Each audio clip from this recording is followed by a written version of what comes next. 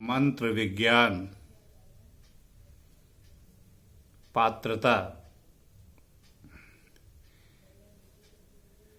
अभी तक आपने जहाँ तक इसके बारे में समझा, तो अब आपको कल बताया था कि पात्रता होनी चाहिए, तब वो मंत्र उस पर ढलते हैं।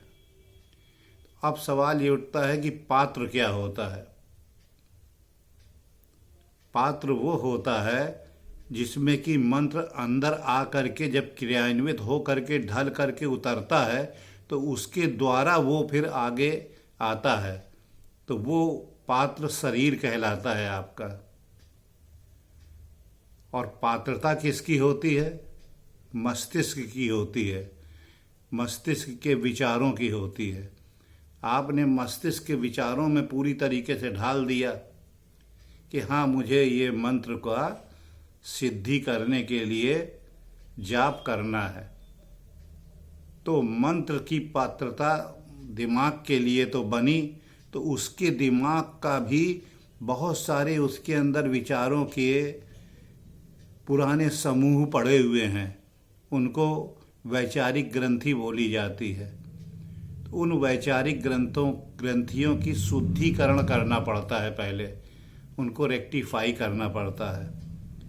जैसे कोई आदमी आर्मी में जब भर्ती होता है, तो उसके पास अपने ज़िंदगी के अनुभव, अपने पारिवारिक अनुभव, काम करने के तरीके, बहुत सारे उसके विचार उसके अंदर आकर के संगठित रहते हैं और पड़े रहते हैं। जब उसको कोई काम करना है तो उन्हीं विचारों के अंतर्गत करता है। परंतु अगर आर्मी में उसका काम है, अब आर्मी उसके अंदर के सब पहले विचारों को धोता है, वो उसको ब्रेन वॉशिंग कहते हैं, दिमाग के विचारों की धुलाई। ब्रेन वॉशिंग कर करके उसको पहले एकदम साफ शुद्ध किया जाता है। जैसे ये देखिए, एक पात्र है, ये एक पात्र है, ये तांबे का पात्र है। अब ये सिविलियन लाइफ में है जैसे, तो इसके अंदर देखिए तमाम, कहीं पिचक के निशान पड़ गए, कहीं दाग पड़ गए, कहीं कुछ हो गया, ये स्पॉटेड हो गया पूरा ये। अब इस पात्र में कोई भी चीज़ भरा जाएगा तो यहाँ पर ये जो दबा हुआ हिस्सा है, तो उस मंत्र का हिस्सा वो दब जाएगा अंदर जा कर के।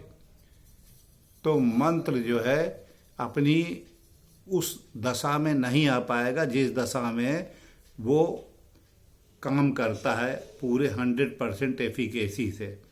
अब इसको आपको शुद्ध करना है, तो शुद्ध आप इसको, बर्तन को तो मान सकते हैं आप, मगर दिमाग को कैसे मांजेंगे आप? उसके लिए कई विधियां दी गई हैं इसके अंदर। उसको ये योग शास्त्र की भाषा में कोष बोला जाता है। कोष उसे कहा जाता है जहाँ पर कोई चीज़ एकत्रित होकर के पड़ी होती है और ज़रूरत पड़ने पे वहाँ से निकाला जाता है। अब ये पात्र है आपका, ये आपका दिमाग है। अब इस दिमाग के अंदर आप देखिए कितने किस्म के कलुषित विचार पड़े, कहीं काला है, कहीं कुछ है, कहीं पिचका हुआ है। आपको जितने ज़िंदगी में अनुभव मिले होंगे वो सब इस पात्र के ऊपर निशान में आ गए। अब इसको आपको मांझना है, तो दिमाग की पहले तो ब्रेन वॉशिंग होती है। ब्रेन वॉशिंग के बाद फिर अब इस पात्र को शेप में लाया जाता है कि पूरा सही शेप में हो। तो शेप बॉडी का होता है, ये तो वैक्यूम है। जब आप इसका पात्र का शेप सही कर लेंगे तो ये आपका, इसमें जो कुछ डालेंगे और जब बाद में निकलेगा वो तो एकदम सही शेप में निकलेगा। अब शरीर क्या करते हैं ये, अब ये शरीर है आपका, तो इसको मांझ के ऐसे चमकाते हैं, नया पकड़ते हैं पूरा का पूरा। अब ये देखिए पात्र एकदम है अनयूज्ड है, ये एकदम चमका हुआ साफ, अंदर से भी देखिए एकदम चमक रहा है, ये बाहर से भी देखिए एकदम चमक रहा है ये। अब इस पात्र के अंदर जो भी मंत्र डाला जाएगा, जब वो सिद्ध होगा तो उसकी चमक चारों तरफ जाएगी। ये देखिए जरा सी भी लाइट पड़ी और इसकी चमक आ गई। अब इसकी जगह आप देखें दूसरे पात्र को देखिए, लाइट पड़ रही है परंतु वो चमक नहीं आ रही उसके अंदर।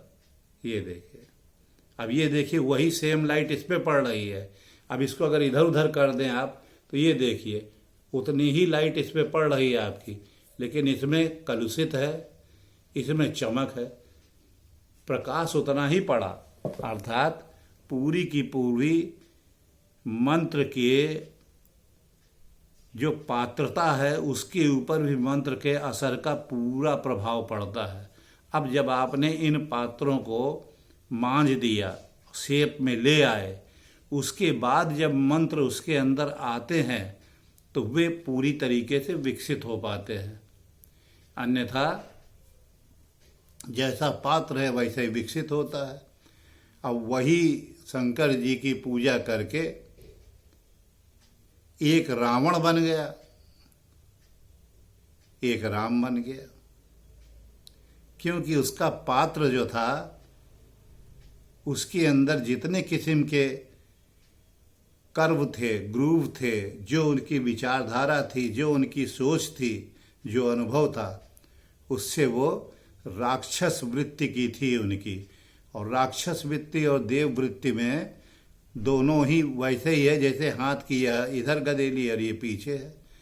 इधर देखिए आपके चमक है, शाइनिंग है, इधर नहीं है, तो हैं हाथ के एक ही हिस्से वो।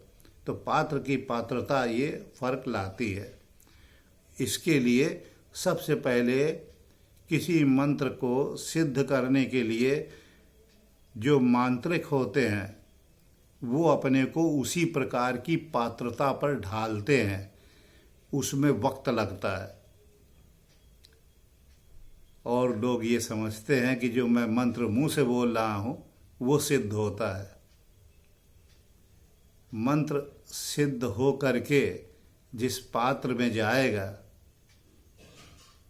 कैसे जाएगा वो एनर्जी? आप किसी भी एक पुर्जे वाली मशीन को ले लीजिए, उसमें जंग लगा हो, रस्ट लगा हो, कोई पेंच उसका ढीला हो, कोई कसा हो, कहीं पे स्प्रिंग लूज हो और उसका बेस भी कहीं ठीक से ना कसा हो, इलेक्ट्रिक आती हो कभी ना आती हो, खड़खड़ावा टाइप की मशीन हो, अब उसको लगा करके आप चाहें कि नहीं हम इसका प्रोडक्शन ले लेंगे तो वो उसके, अब मंत्र आप समझिए कि इलेक्ट्रिक है, एक किस्म की ऊर्जा है। वो ऊर्जा आई और उसने जहाँ अंदर गई तेजी के साथ खड़बड़ खड़बड़ हुआ, पूरे पुर्जे हिल गए। इसीलिए मंत्र सिद्धि के लिए सबसे पहला काम ये किया जाता है, एक गुरु की तलाश की जाती है। वो गुरु पहले से शुद्ध हो और दुनिया उसने पूरी अच्छी तरीके से देखी और भोगी हो। सिर्फ देखी है आँखों से और भोगी नहीं है, फिर भी वो गुरु बनने के पात्रता में कुछ कमी उसके रह जाएगी। क्योंकि जब कोई उस तरीके का आदमी आएगा जो कि उस समस्या को भोग रहा होगा और उस भोग में उसको समस्या आ रही है, तब फिर वो उससे कैसे निकलेगा, ये गुरु उसको निकाल नहीं पाए, क्योंकि वो किताबी ज्ञान होगा। वो ठीक वैसे ही होगा जैसे कि सांप पकड़ने के लिए आपने किताबें पूरे शास्त्र पढ़ ली हों और जब सांप आ गया सामने और उसने पैतरा बदला तो भागे छोड़ करके। तो मंत्र विज्ञान के अंदर आप मंत्र नहीं, एक ऊर्जा को ला रहे हैं और वो ऊर्जा जो है एटॉमिक ऊर्जा से भी अनंत गुना तेज होती है। एटॉमिक ऊर्जा जो दो एटम के अंदर जो इलेक्ट्रॉन, प्रोटॉन, न्यूट्रॉन, पॉजिट्रॉन पूरे जितने हैं उनको बांधती है, जिसके अंदर की 1000 किलोमीटर स्पीड के से वो पर सेकंड नाचते रहते हैं। तो वो बंध को जब तोड़ा जाता है तो उससे जो एनर्जी निकलती है वो एटॉमिक एनर्जी से एटम बम बनते हैं और वो बहुत बड़े विनाशकारी होते हैं। हिरोशिमा नागासाकी की तो उदाहरण है। और जब आप मंत्र का बंध खोलते हैं उससे जो एनर्जी का स्रोत जुड़ता है वो बहुत प्रभावशाली होता है, पूरे चीज़ों को हिला के रख देता है। अगर आपका पात्र सही नहीं है, छेद युक्त है, विकार युक्त है, तो फिर वो अंदर से जो डिफ्यूज होके निकलता है, तो उससे कहीं बेहतर होगा कि पहले आप इस चीज़ों को समझ लें, बूझ लें और पात्रता पहले बनाएं अपनी। उसको एलिजिबिलिटी अंग्रेजी में बोला जाता है। अगर पात्रता नहीं है तो आपको कोई जल्दी नहीं, आप एक एक स्टेप करके आगे बढ़ें। फिर भी मंत्र नहीं सिद्ध हुआ है, लेकिन फिर भी ये वैसा ही होगा कि जैसे आप